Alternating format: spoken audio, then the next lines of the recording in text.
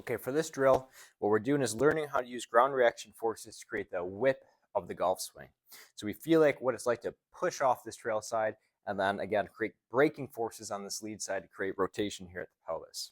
We need is a very light kettlebell, a pretty big wedge on the trail side. And what I like to start with is just some swings. Feel the load going into this trail side leg as we come up onto the wedges, staying on the inside edge of that trail side foot. This trail side foot, again, keeping with that weight on the inside edge, keeps us from going up and over. So we feel what it's like to kind of stay on the inside of that foot.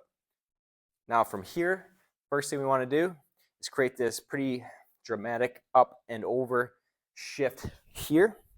What I want to see is that we're able to push off this trail side foot, get into the hip and glute to do that, but we also get extension of this lead side knee to help put braking forces on, right? So as we come up and over, this foot has to brake to create that last bit of rotation to keep things moving up and over.